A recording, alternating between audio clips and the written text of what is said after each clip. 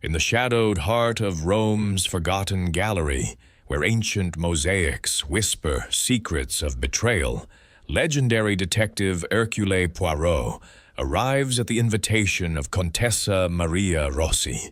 Amid a glittering assembly of artists, scholars, and rivals, ambitious heir Lorenzo, his fiery fiancée Isabella, historian Dr. Bianchi, art dealer Sophia, and collector Carlo, a priceless Roman artifact promises fortune, until Lorenzo is found stabbed with an ancient dagger, poison in his veins. As alibis crumble and hidden passages reveal deceit, Poirot's little gray cells unravel a web of jealousy, forged legacies, and buried treasures. But the killer lurks among them, a half-brother's vengeful claim to the throne of inheritance. Will Poirot expose the Emperor's dark revelation before another falls? Dive into this Agatha Christie-inspired mystery of murder, motive, and masterful deduction, where no shadow hides forever. Chapter 1. The Invitation to Shadows. The train from Paris glided into Roma Termini with a soft hiss of steam, and Hercule Poirot, that most meticulous of detectives, descended onto the platform with the precision of a man who abhorred disorder. He paused for a moment, his patent leather shoes gleaming under the golden rays of the afternoon sun, and with a delicate flick of his fingers, he smoothed the ends of his magnificent mustache. Rome, the eternal city, spread before him in a tapestry of ancient stone and vibrant life. But Poirot's thoughts were fixed on the enigmatic letter that had summoned him here. It had arrived at his London apartment a fortnight earlier, penned in the elegant script of Contessa Maria Rossi, a woman whose acquaintance he had made during a particularly vexing case involving a stolen tiara in Venice. "Mon cher Poirot," she had written, her words infused with that dramatic flair so characteristic of the Italian nobility. "You must grace us with your presence at the Galleria Dimenticata. It is a sanctuary of forgotten masterpieces, whispering of glories long past, and who knows what secrets may yet be unearthed amid its shadows. My nephew, Lorenzo, has inherited this treasure trove and gathers a select few to celebrate its revival. Come, Hercule, for old time's sake, and perhaps for the thrill of a mystery unspoken." Poirot, ever intrigued by the subtle undercurrents of human invitation, had accepted. Mysteries, he knew, often disguise themselves as social gatherings, and the Contessa's words hinted at more than mere art appreciation. Now, as he navigated the throng of travelers, porters shouting, vendors hawking their wares, he spotted her waiting beyond the barriers, a vision of poised elegance in a gown of flowing black silk, adorned with a single strand of pearls that caught the light like distant stars. "Ah, Hercule, you have arrived at last," she exclaimed, extending her gloved hands in greeting. Her eyes, dark and expressive, sparkled with genuine delight, though Poirot detected a faint shadow of concern lurking beneath. "How the journey must have wearied you. Come, my carriage awaits. The gallery is not far, nestled in the winding alleys near the Pantheon, where the ghosts of emperors still wander."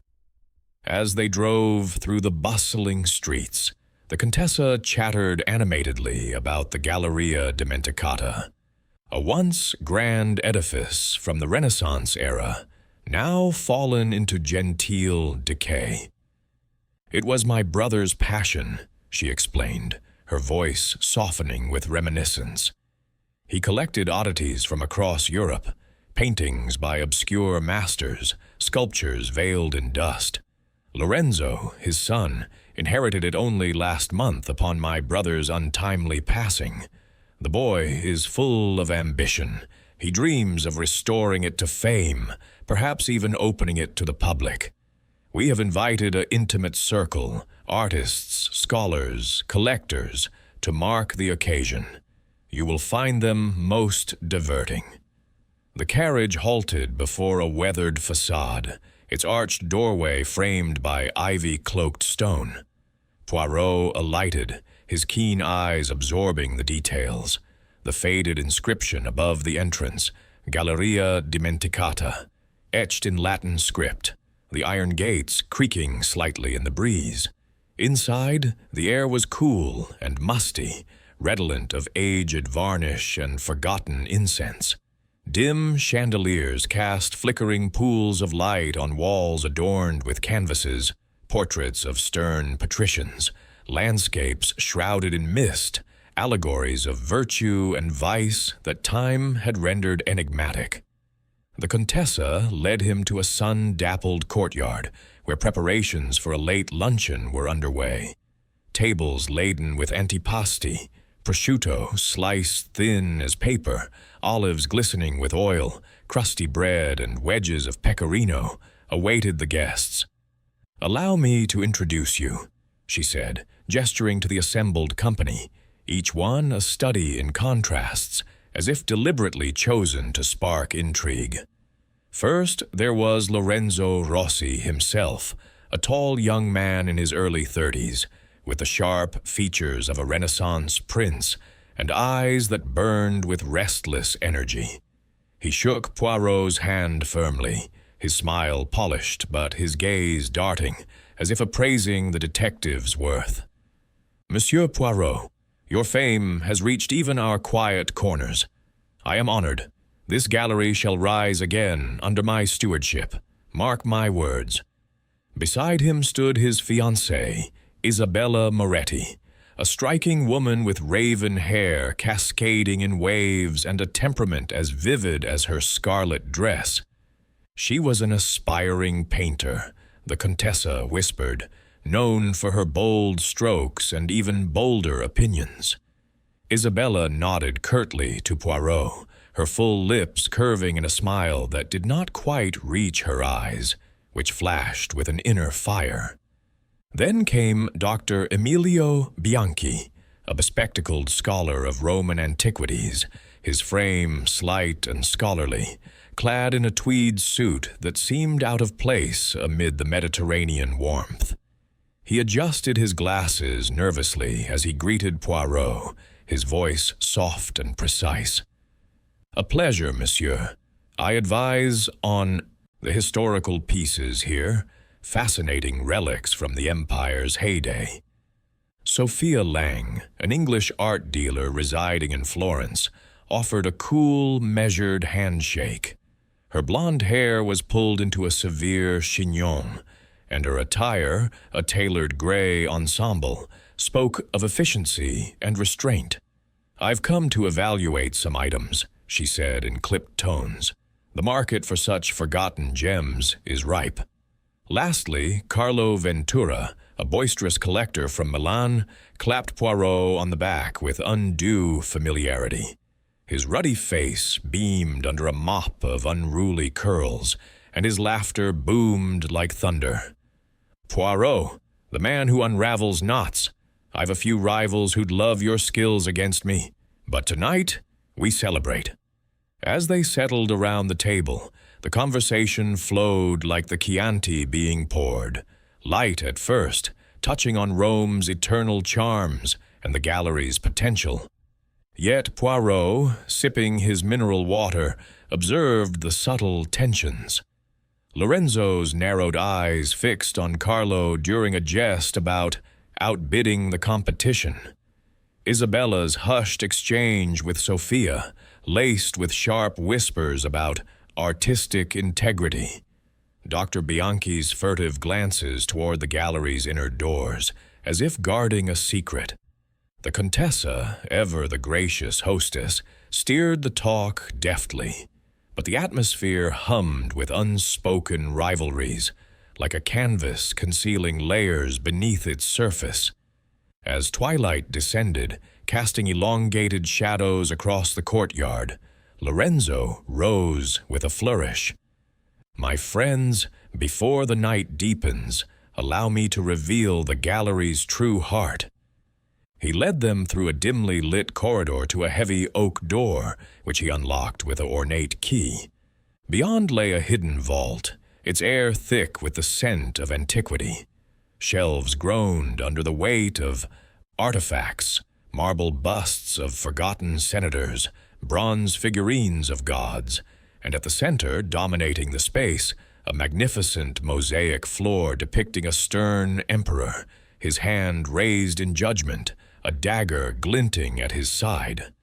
"This," Lorenzo proclaimed, his voice echoing off the stone walls, "is our crown jewel, a priceless relic from the Flavian dynasty, portraying a lost ruler whose name history has erased. With this, the Galleria Dimenticata will reclaim its place among the greats." The group murmured in admiration, but Poirot, stepping closer, felt a prickle at the nape of his neck. His little gray cells, those tireless workers, stirred uneasily. There was something in the Emperor's mosaic gaze, cold, accusatory, as if it beheld not just the past, but the treacheries yet to unfold. Chapter 2. The Silent Scream. The first light of dawn filtered through the shuttered windows of Poirot's guest chamber in the annex adjoining the Galleria Dimenticata, casting a pale glow over the ornate furnishings that spoke of faded opulence. Hercule Poirot rose early, as was his custom, and attended to his toilette with the utmost care. His egg-shaped head gleaming under the application of pomade, his mustache waxed to symmetrical perfection. He selected a lightweight suit of cream linen, suitable for the Roman warmth, and fastened his tie-pin with a flourish.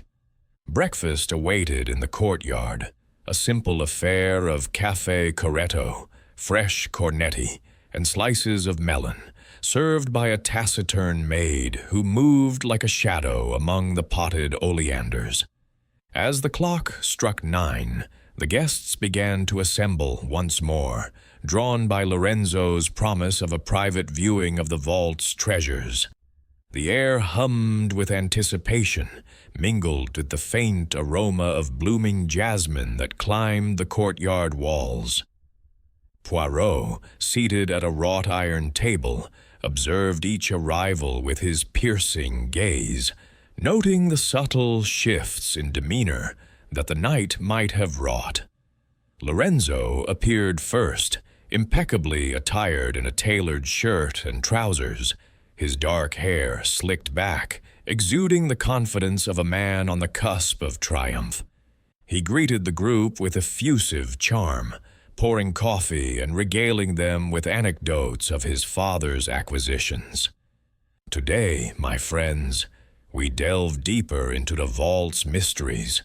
Who knows what fortunes lie hidden?"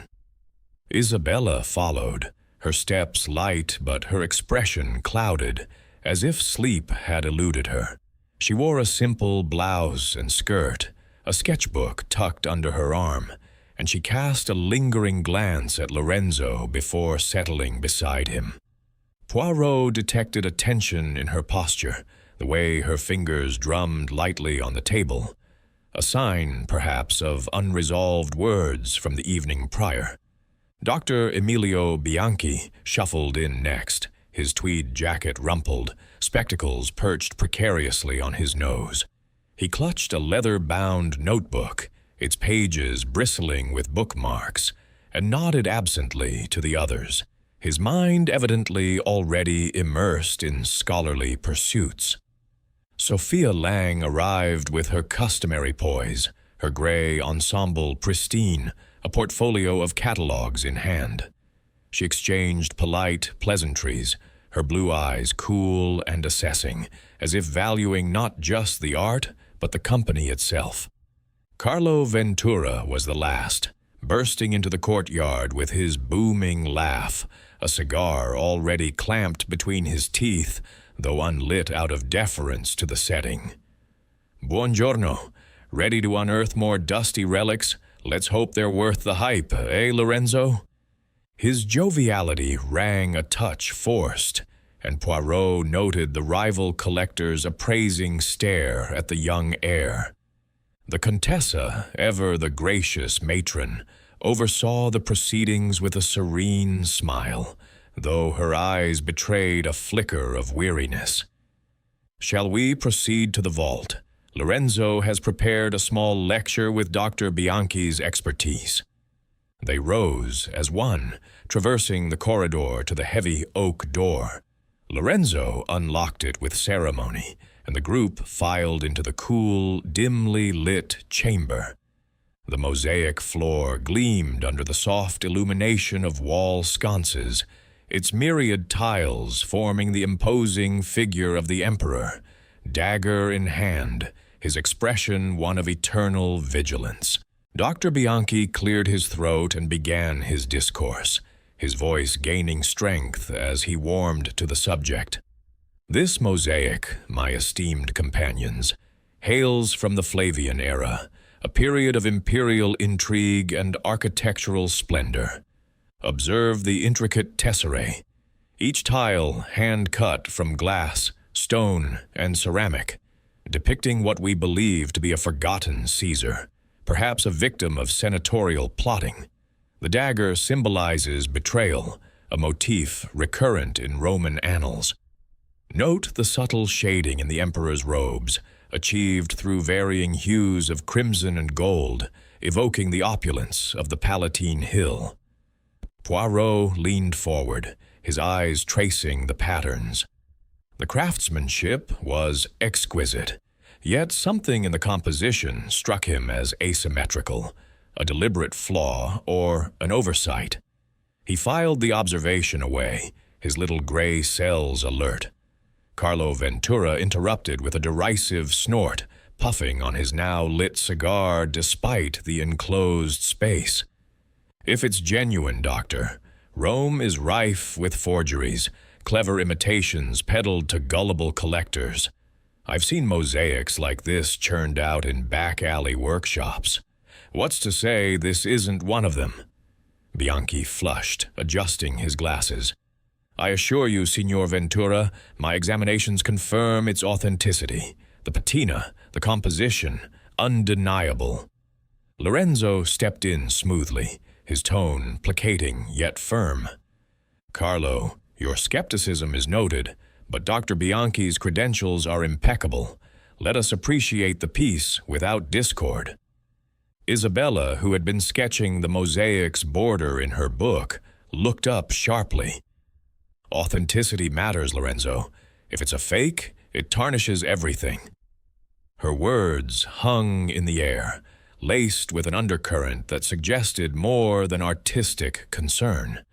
Sophia Lang remained silent, her fingers tracing the edge of a nearby bust, her expression inscrutable. The Contessa hovered at the periphery, her fan fluttering gently, as if to dispel the rising tension. As the discussion ebbed, the group began to disperse, each pursuing individual interests within the gallery's expanse. Lorenzo lingered to lock away a small artifact case, while Dr. Bianchi retreated to a corner alcove with his notebook. Isabella ascended the stairs to the upper salon, declaring her intent to capture the morning light in her drawings. Sophia excused herself to peruse auction catalogs in the anteroom, and Carlo stepped out to the courtyard for a proper smoke. The Contessa, pleading a mild headache, withdrew to her private sitting room for repose. Poirot, feigning interest in a nearby fresco, positioned himself strategically near the vault's entrance, his senses attuned to the rhythms of the house. The gallery fell into a hush, broken only by the distant coo of pigeons and the faint scratch of Isabella's pencil from above. It was then that the silence shattered. A piercing scream, raw and terror-stricken, echoing from the depths of the vault. Poirot whirled, his heart quickening, and dashed toward the sound, the others converging in a flurry of footsteps and exclamations. They burst into the chamber to a scene of horror. Lorenzo Rossi lay sprawled upon the mosaic floor, his limbs akimbo, an ancient Roman stiletto embedded deep in his chest. A crimson stain spread across his white shirt, seeping into the grout lines of the tiles, mingling grotesquely with the emperor's depicted form. His eyes stared blankly at the vaulted ceiling, his face frozen in a mask of astonishment, as if death had caught him utterly unprepared. Isabella, who had been the first to reach the door, collapsed against the frame, her sketchbook tumbling to the ground, a sob wrenching from her throat. "Lorenzo! No, Dio mio, no!" The Contessa clutched her pearls, her face ashen. "My nephew? Murdered? In our own home?" Dr. Bianchi stood frozen, his notebook slipping from numb fingers. Sophia's composure cracked for an instant, her hand flying to her mouth. Carlo, cigar forgotten, muttered a curse under his breath. Poirot knelt swiftly beside the body, his gloved hands hovering without touching, his eyes scanning every detail. The stiletto was indeed from the gallery's collection, a bronze-handled relic with intricate engravings, displayed mere feet away on a pedestal now empty. No evident signs of struggle. Lorenzo's clothing undisturbed save for the fatal wound, his hands unclenched. The blow had been precise, delivered with force and certainty. Yet, curiously, a single mosaic tile lay displaced near his right hand, its edges chipped, as if pried loose in a final desperate grasp. "Messieurs et mesdames," Poirot intoned calmly, rising to his feet. "This is no accident, but murder most deliberate. We must summon the authorities at once and disturb nothing until they arrive. Order, if you please. Let us preserve the scene." The Contessa, regaining her poise, dispatched the maid to fetch the police. Within the hour, Inspector Marco Gianni of the Carabinieri arrived, a burly man in his 40s with a neatly trimmed beard and eyes sharp as a hawk's. Accompanied by 2 uniformed officers, he surveyed the vault with professional detachment. "Contessa Rossi, my condolences. And you are—" "Hercule Poirot, at your service," the detective replied with a bow. "I am a guest here, and my experience in such matters is considerable." Gianni nodded, his expression neutral. "Your reputation is known even in Rome, Signor Poirot. You may assist, but this investigation falls under Italian law. Now, let us establish the facts." He proceeded to question the group briefly, noting their whereabouts at the time of the scream, approximately 10:30.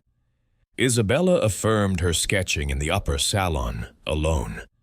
Dr. Bianchi claimed immersion in the library adjacent to the vault, consulting texts on Roman weaponry. Sophia had been in the anteroom with her catalogues undisturbed. Carlo insisted on his courtyard smoke, visible to the maid. The Contessa had been resting in her room, door ajar. Poirot listened intently, his mind cataloguing inconsistencies, however minor. The inspector sealed the vault and arranged for the body's removal, promising further interrogations. As the group dispersed under a pall of shock, Poirot lingered, his gaze returning to that errant tile. What message had Lorenzo sought to convey in his dying moment? The little gray cells whirred, sensing the threads of an intricate web beginning to unravel. Chapter 3. Whispers Among the Canvases. The afternoon sun slanted through the tall windows of the Galleria Dimenticata's atrium, illuminating the faded portraits that lined the walls like vigilant sentinels from a bygone era. Hercule Poirot stood at the center of this grand space, his small, neat figure a contrast to the sprawling canvases depicting stern nobles and ethereal Madonnas. The air was heavy with the scent of old oil paint and beeswax polish, a reminder of the gallery's venerable history. Inspector Gianni had departed temporarily to confer with his superiors, leaving Poirot to conduct his preliminary inquiries with the suspects, who had been instructed to remain within the premises. The detective's little gray cells were already at work, piecing together the fragments of motive and opportunity that swirled around the tragic death of Lorenzo Rossi.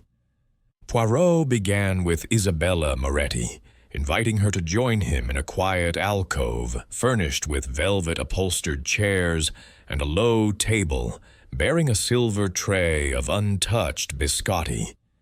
She entered hesitantly, her raven hair disheveled, her eyes swollen from tears that had not yet ceased. She clutched a handkerchief embroidered with her initials, twisting it in her lap as she sat.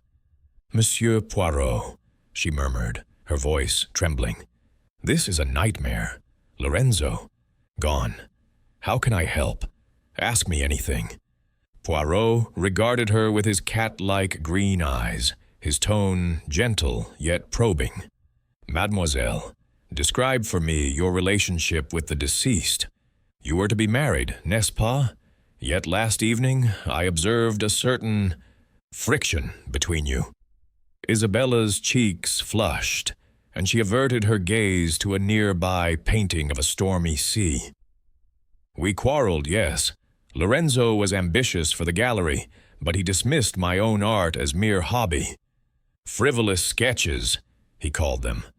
Last night, after the unveiling, we argued in the corridor. He wanted me to abandon my studies under Maestro Gianni, no relation to the inspector, and focus on being his wife. I refused. But murder? I loved him, despite our differences." Poirot nodded sympathetically, noting the passion in her words. "And this morning, you were sketching upstairs. Did you hear anything unusual before the scream?" She shook her head. "Only the murmur of voices from below. I was absorbed in my work, a study of the vault's lighting. Then the cry. I ran down and found him." Fresh tears welled, and Poirot allowed her a moment to compose herself before dismissing her with a courteous bow. Next, he summoned Dr. Emilio Bianchi to the same alcove. The scholar arrived clutching his notebook, his tweed jacket now buttoned askew, his spectacles fogged from nervous perspiration. He perched on the edge of the chair as if ready to flee. "Monsieur Poirot, this is dreadful. Lorenzo was a fine man, full of vision for the gallery." "Indeed, docteur," Poirot replied, his mustache twitching slightly. "You advised him on the artifacts, including that remarkable mosaic. Tell me, what was the nature of your discussions? I sense there may have been disagreements." Bianchi hesitated, flipping through his notebook as if seeking refuge in its pages. "Well, yes, Lorenzo suspected some pieces in the collection might be forgeries. He asked me to authenticate them discreetly. The mosaic, in particular. He worried it could undermine his plans if proven false. We spoke of it yesterday. I assured him of its legitimacy based on my tests, but he was insistent, almost paranoid." Poirot leaned forward. "And your whereabouts this morning?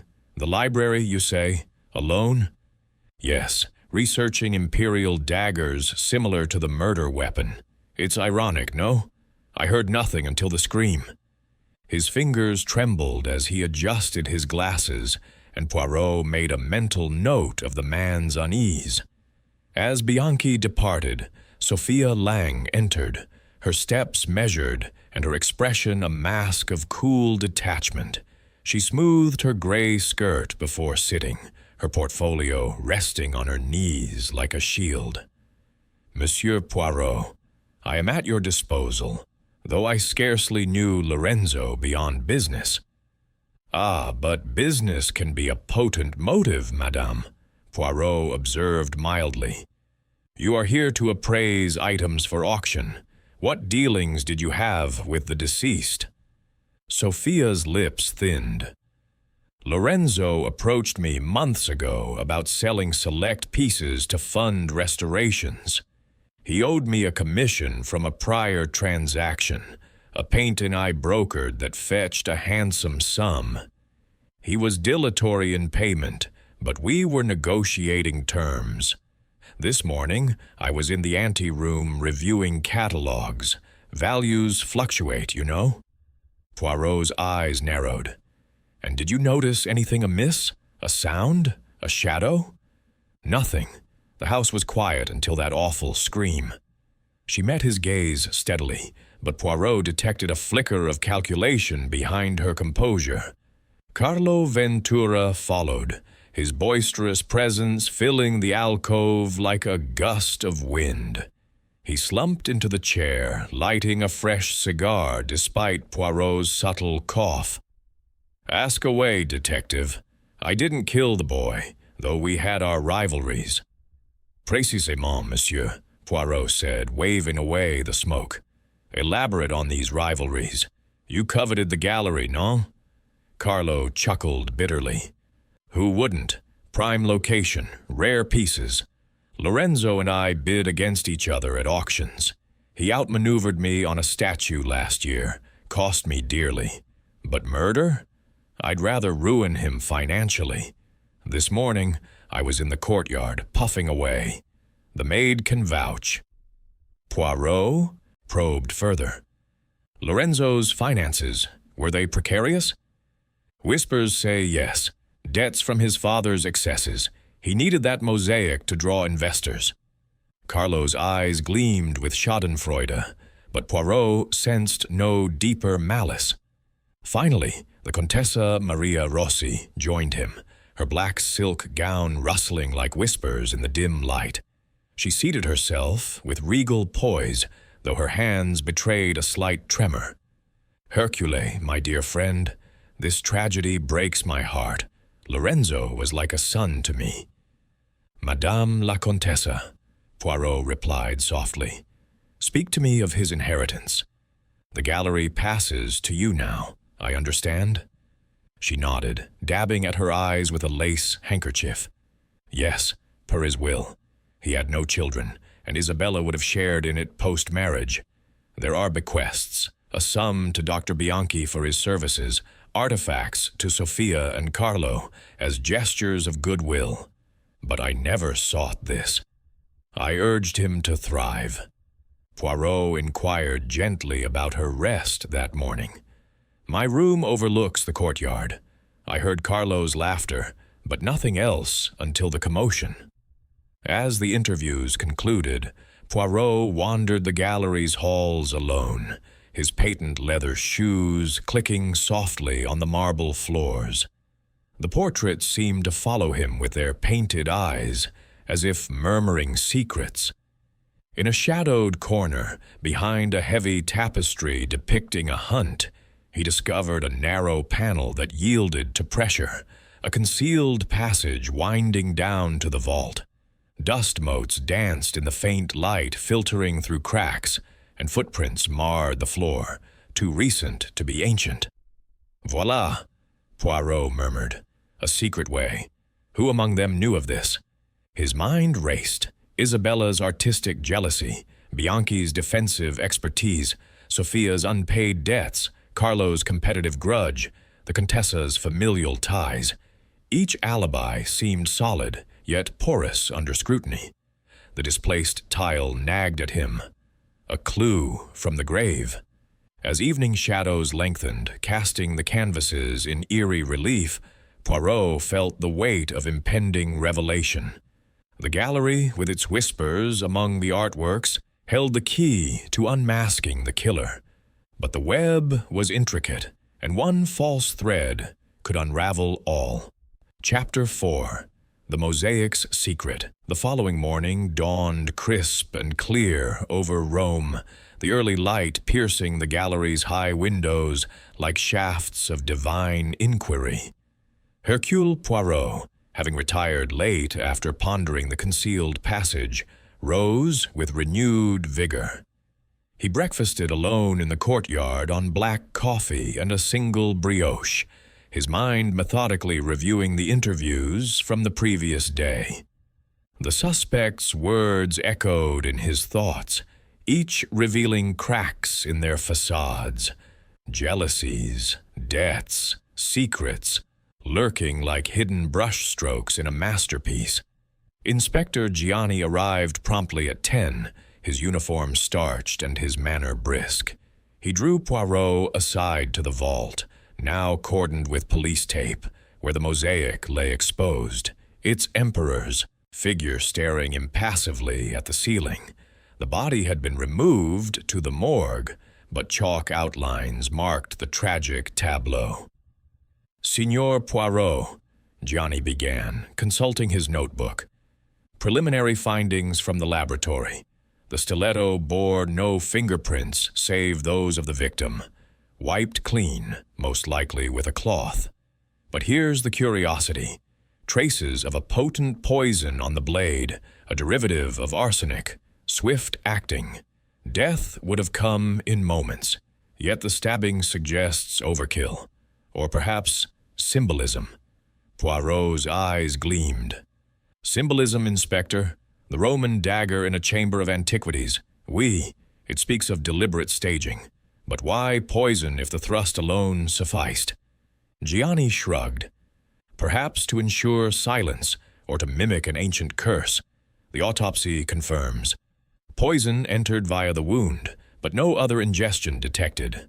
Time of death aligns with the scream, between 10 and 10:30.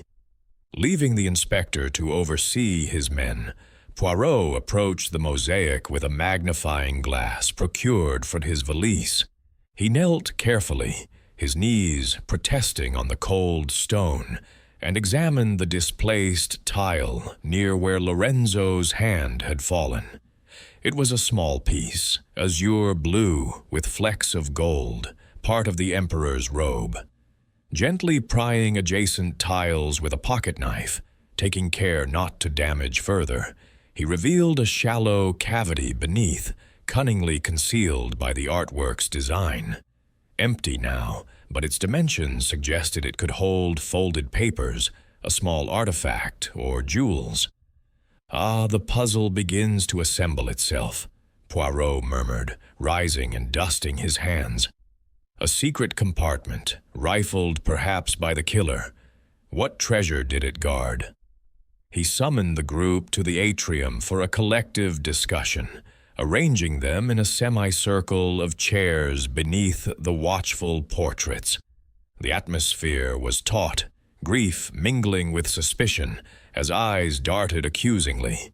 The Contessa sat rigidly, fanning herself. Isabella twisted her handkerchief. Dr. Bianchi fidgeted with his notebook. Sophia maintained her icy reserve.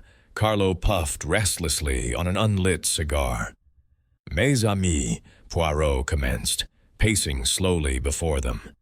"We confront a crime of calculation. The poison, the dagger, the hidden passage I discovered yesterday, all point to intimate knowledge of this gallery. Let us speak plainly of motives. Mademoiselle Moretti, you mentioned quarrels with Lorenzo. Was there more?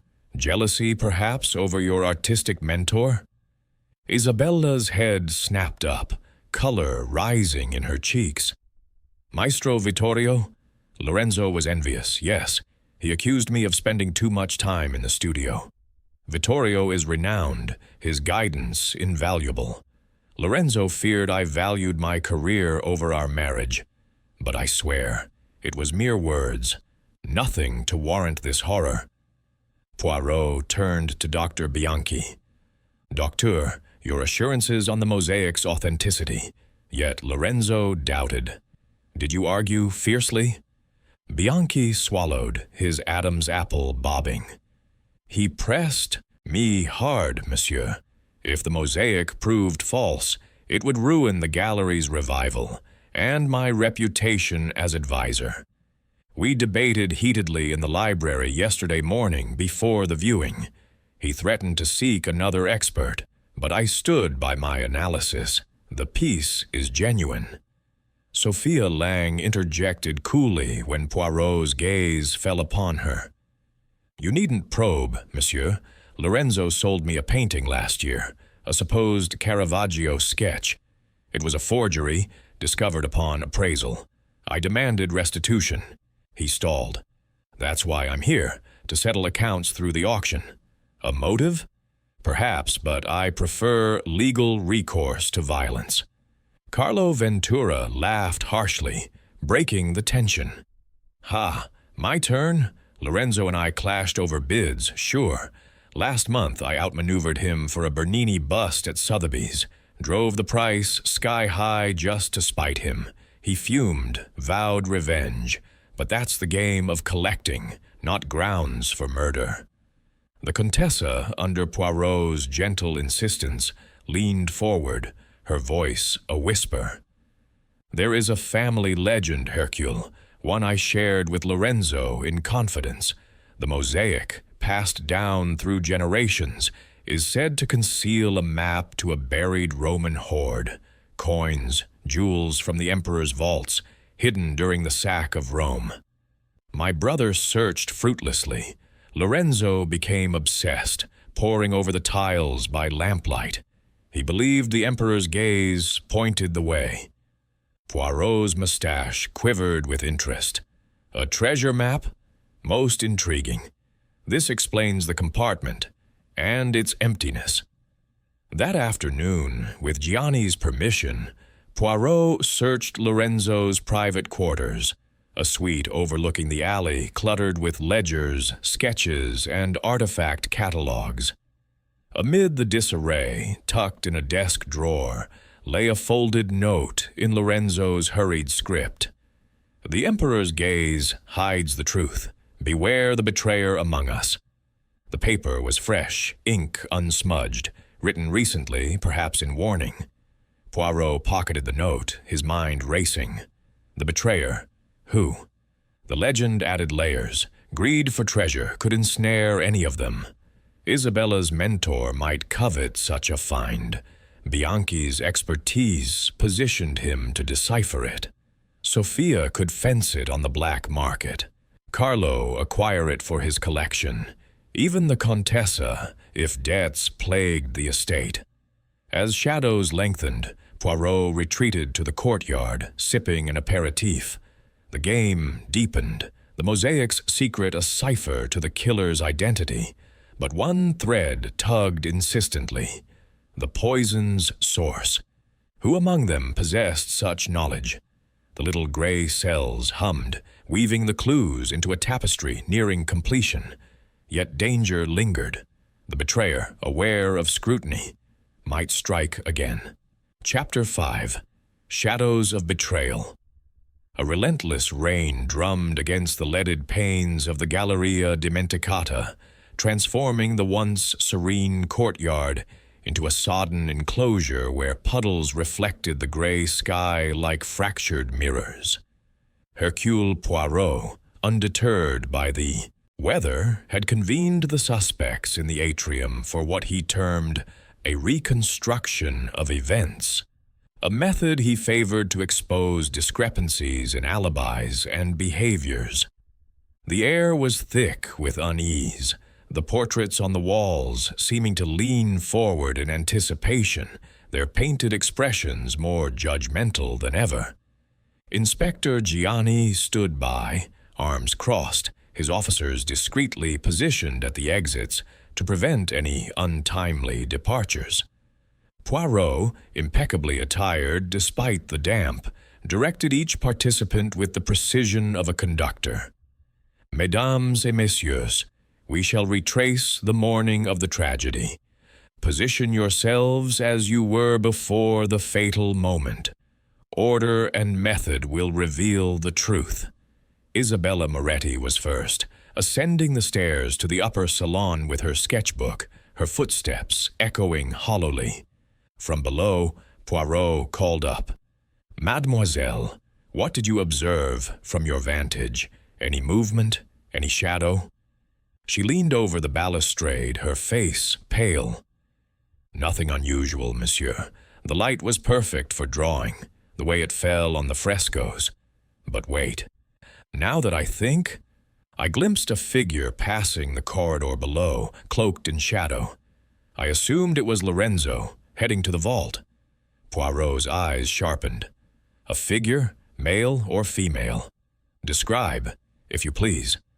"Tall, I think, swift-moving. The rain hadn't started, the hall was dim." Her voice wavered, as if the memory unsettled her anew. Dr. Bianchi was next, ushered to the library adjacent to the vault. He sat at the oaken desk, surrounded by tomes on ancient weaponry, his notebook open to a page of scribbled notes. "Here I was, researching the stiletto's provenance," he affirmed, but as Poirot pressed on timelines, Bianchi faltered. I may have stepped out briefly to fetch a volume from the anteroom. And yes, I heard footsteps in the concealed passage, soft, like someone cautious." "Footsteps?" Poirot echoed. "Leading where?" "To the vault, I presume. I thought it the maid, or perhaps a draft." Sweat beaded on his brow, his earlier composure cracking. Sophia Lang took her place in the anteroom, her portfolio spread before her on a side table. She flipped through catalogues with feigned nonchalance, but Poirot produced a receipt from his pocket, discovered in Lorenzo's quarters during the search. "Madame, this document claims settlement of your debt, dated last week, yet you say he stalled. A forgery, non? The ink is fresh, the signature imperfect." Sophia's mask slipped, her cheeks coloring. "Very well. I altered the date to pressure him. He promised payment, but delayed. I confronted him that morning, quietly, before the viewing. He laughed it off, said the mosaic's value would cover all. But murder? I left him alive." Poirot nodded thoughtfully, turning to Carlo Ventura, who lounged in the courtyard under an awning, a cigar in hand despite the downpour. "Signor, your ash was absent near the body, yet you collect similar stilettos. A convenient alibi, smoking outside." Carlo exhaled a plume of smoke, defiant. "I do own such blades, Roman replicas for my Milan villa. But why risk my own when the galleries was at hand? I saw no one enter or exit. The rain started soon after." The Contessa remained in her sitting room, the door ajar as she claimed. From her window she could indeed oversee the courtyard. "I heard Carlo's cough, the patter of rain beginning," she recounted, but under Poirot's probing she faltered. "Lorenzo. He confided in me about a secret affair, not with Isabella but someone close. He feared scandal." "An affair?" Poirot pressed. "With whom, madame?" She hesitated, glancing away. "I suspected Sophia, business meetings that lingered too long. Or perhaps Isabella's mentor, but that makes no sense. He wouldn't name her, only that betrayal loomed." As the reconstruction concluded, the group reconvened in the atrium, sodden and strained. Poirot paced, his voice cutting through the storm's rumble. The threads tighten. The shadow Isabella saw, the footsteps Bianchi heard. These suggest the killer used the hidden passage. But the poison complicates. Arsenic, subtle, requiring access to Lorenzo's person earlier. A servant, questioned anew, recalled serving wine during breakfast. Lorenzo's glass set apart, as he preferred it laced with a tonic for his nerves. Laboratory tests, relayed by Gianni, confirmed arsenic traces in the residue. Administered then, the stab a flourish, Poirot deduced. Night fell with a startling find.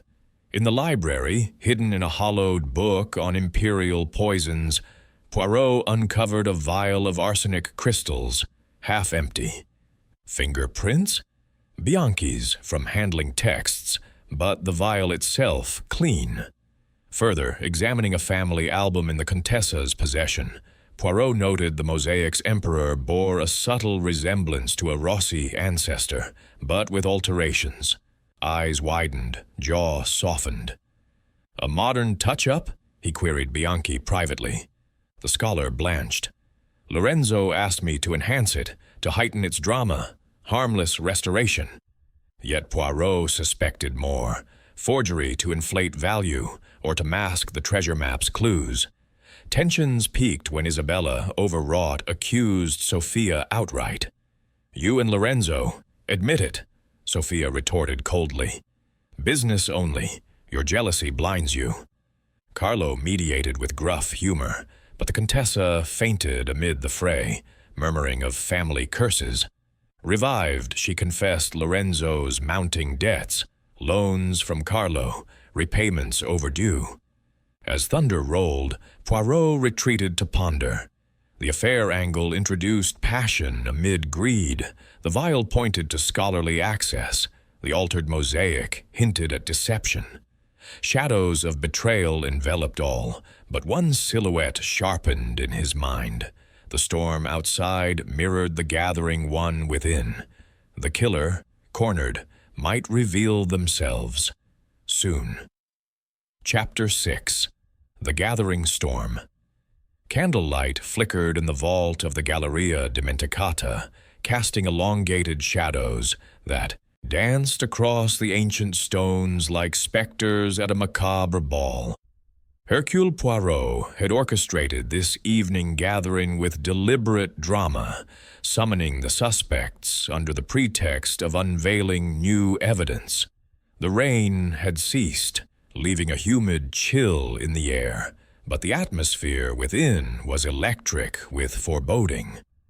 Inspector Gianni flanked the door, his presence a silent assurance of authority, while the group, Isabella, Dr. Bianchi, Sophia, Carlo, and the Contessa, seated themselves on hastily arranged chairs facing the mosaic.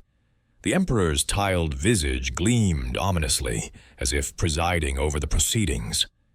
Poirot stood before them, his compact form silhouetted against the glow, his voice resonant in the confined space. "Mes amis, the storm gathers, and soon the lightning will strike the guilty. We have motives aplenty, jealousy, debt, rivalry, hidden treasures, but let us confront the truths unearthed." He began with Isabella, his gaze piercing. "Mademoiselle, your shadow in the corridor, tall, swift, yet you are petite. Whom did you protect with vagueness?" Isabella stiffened, her hands clenching. "I saw what I saw. Perhaps it was Carlo, lurking for a chance to sabotage." Carlo bristled, his cigar forgotten in his pocket. "Accusations from a jilted artist? Lorenzo owed me money, yes, loans for restorations, but I preferred him alive to repay." Poirot pivoted to Sophia. "Madame, your forged receipt betrays desperation, and the affair the Contessa hinted. Yours with Lorenzo." Sophia's composure fractured, her voice sharp. "An indiscretion, months ago. Business turned personal, but ended bitterly when he refused to settle my claim. I confronted him that morning in the anteroom. He mocked me, but I left in anger, not violence." The Contessa gasped, her fan dropping. "Sophia? Lorenzo, my poor boy." Dr. Bianchi interjected nervously. "This is madness. Focus on facts. The arsenic vial in the library. Anyone could have placed it." "Précisément, docteur," Poirot replied silkily. "Your domain, your knowledge of poisons from historical texts, and the mosaic's alterations, you restored it. But to what end?" Bianchi mopped his brow. "To enhance value, as Lorenzo requested. Nothing sinister." Poirot paced, the candles guttering in his wake. The note? "Beware the betrayer." Lorenzo clutched the tile, not in agony, but in tension, to direct us to the mosaic's heart. The compartment empty, the map gone. Who rifled it? Tensions escalated as accusations flew. Carlo blamed Bianchi's expertise. Isabella eyed Sophia's motive. The Contessa lamented family dishonor. Gianni intervened to maintain order, but Poirot pressed on.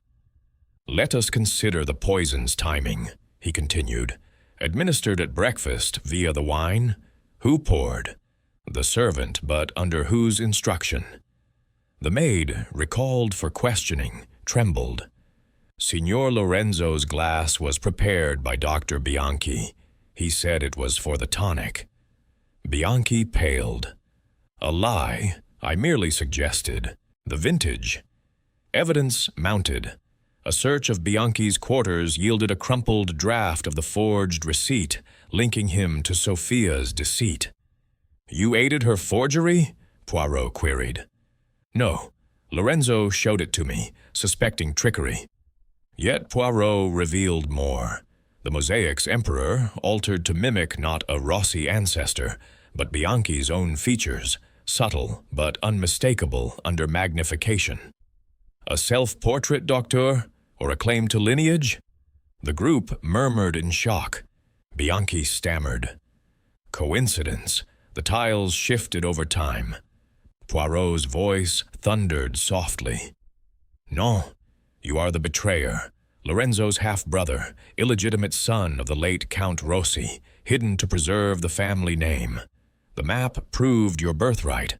Lorenzo discovered it, confronted you at breakfast. You poisoned the wine, then followed via the passage, stabbing to stage ancient vengeance, displacing the tile to feign his revelation." Bianchi leaped up, face ashen. "Absurd. Prove it." "Proof abounds," Poirot countered. "Your fingerprints on the wine decanter, overlooked initially. Your footsteps in the passage dust, shoe size matching. The vial's residue matches your chemical set for artifact preservation. And the affair? A red herring. You encouraged Sophia to distract, knowing Lorenzo's weaknesses." Sophia nodded grimly. "He suggested the liaison to gain leverage." Carlo snorted. "Clever devil." The Contessa wept. "Emilio, my husband's secret. I suspected but denied." Bianchi collapsed into his chair, defeated. "Very well. Father acknowledged me privately, promised a share. But Lorenzo, upon inheriting, refused, said it would dilute the estate. I forged the mosaic enhancements to embed the map's clues, planning to claim the treasure as proof. He found the documents, accused me of fraud. I acted in desperation, poison for silence, the dagger for symbolism, to echo the Emperor's betrayal. Inspector Gianni stepped forward, cuffs at the ready. "Dottore Bianchi, you are under arrest." As Bianchi was led away, the vault fell silent, the mosaic's gaze now triumphant. Poirot sighed, adjusting his mustache. The storm passes, but scars remain. The gallery's secrets, laid bare, promised a new dawn, honest stewardship under the Contessa, free from shadows. Chapter 7. The Emperor's Revelation. The candles in the vault burned low, their flames guttering in the draught that seeped through the ancient stone walls, as if the gallery itself exhaled in anticipation of the truth. Hercule Poirot stood motionless for a moment, his keen eyes sweeping over the assembled faces, each one etched with a mosaic of emotions: shock, denial, flickering guilt. The Emperor's tiled countenance loomed behind him, its judgmental stare amplified by the play of light and shadow, as though the past had awakened to bear witness to the present's treacheries.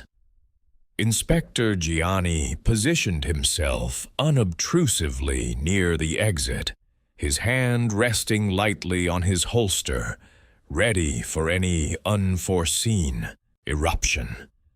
Poirot cleared his throat, his voice steady and resonant in the confined space. "The Emperor's revelation is upon us, mes amis. For too long, this gallery has harbored not only forgotten art, but forgotten sins.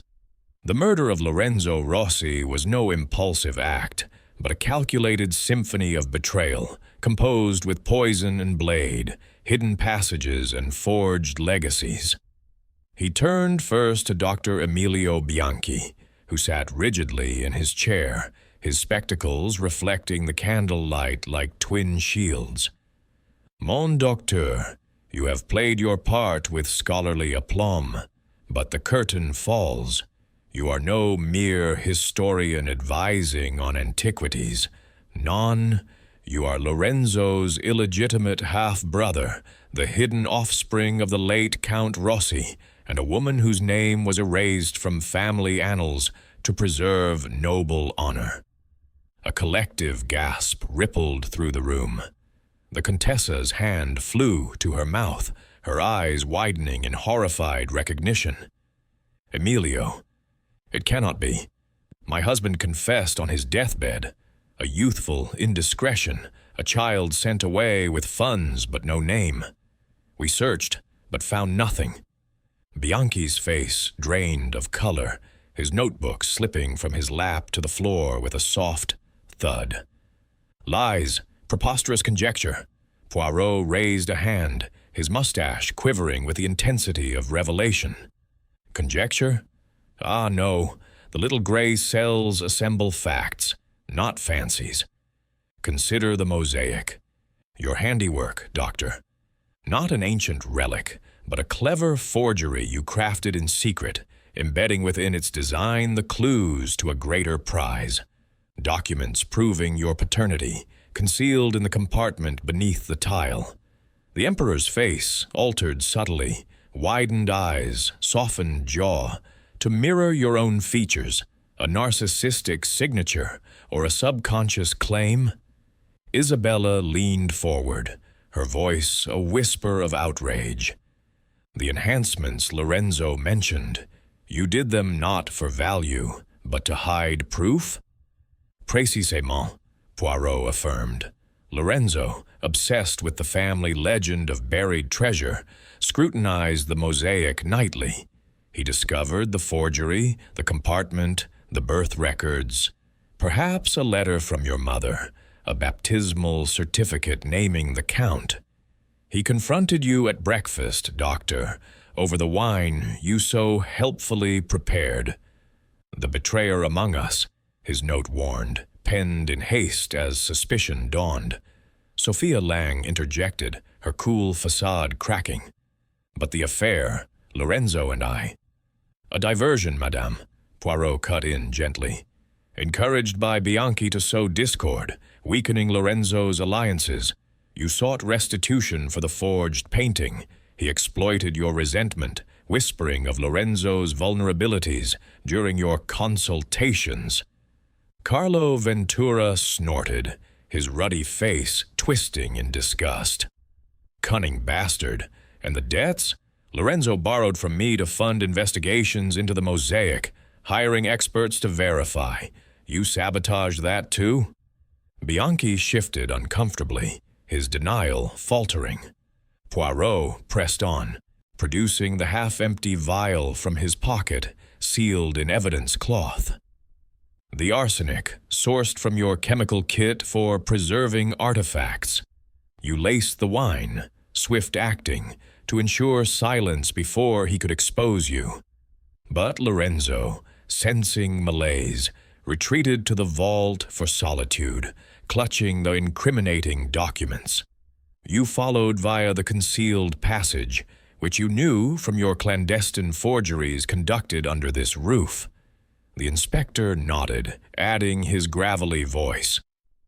"Footprints in the dust match your shoe tread, Dottore, and the decanter, your fingerprints smudged but identifiable from pouring the fatal dose." Poirot paced slowly, the candles casting his shadow long across the mosaic. In the vault, confrontation turned deadly. Lorenzo, weakened, could not resist. You seized the stiletto from its pedestal, a symbol of Roman betrayal, fitting for a fraternal stab. But in his final throes, he pried the tile, not to reveal the empty compartment, but to point us to the Emperor's gaze. Your gaze, Doctor. A dying accusation. The Contessa rose unsteadily, her black silk gown whispering like a lament. Emilio, say it is not so. You came to us as a scholar, recommended by obscure channels. Was it all a ploy to infiltrate, to claim what you believed yours? Bianchi's shoulders slumped, the fight draining from him like blood from a wound. He removed his spectacles, rubbing his eyes wearily. Yes, all of it. Father promised me a legacy in his letters, funds, recognition. But upon his death, nothing. Lorenzo inherited everything, dismissed my claims as fabrication when I approached him anonymously. I forged the mosaic, hid the proofs I'd gathered, letters, a locket with the family crest. He found them that morning, raged at me over breakfast. "You'll ruin us," he said. I panicked. The poison was meant to incapacitate, to buy time for negotiation. But he fled here. I followed, the dagger in hand, to threaten. It escalated. Tears streaked his face now, his voice breaking. He denied me my birthright. Stabbed in rage, I arranged the tile to suggest he uncovered the treasure himself. A misdirection. The documents burned in my room's grate, ashes scattered. Isabella buried her face in her hands, sobbing quietly. Sophia stared at the floor, her own deceptions paling in comparison. Carlo muttered oaths under his breath, while the Contessa collapsed back into her chair, murmuring prayers. Inspector Gianni stepped forward, his cuffs clinking softly. "Dottore Emilio Bianchi, you are under arrest for the murder of Lorenzo Rossi. Come quietly." Bianchi rose without resistance, his scholarly demeanor shattered. A broken man led into the night. The vault emptied slowly, the group dispersing in stunned silence, leaving Poirot alone with the mosaic. He gazed at the Emperor's face, now just tiles, devoid of menace. Betrayal, like the emperors of Rome, endures through the ages. He sighed, extinguishing the candles one by one. But truth, mes petites cellules grises, prevails. The following days brought resolution. The gallery, under the Contessa's stewardship, would thrive anew, honestly, with the forged mosaic removed and genuine artifacts appraised afresh. Isabella, grief-stricken but resilient, vowed to honor Lorenzo through her art. Sophia settled her claims amicably, her affair a footnote. Carlo, ever the opportunist, offered partnerships without grudge.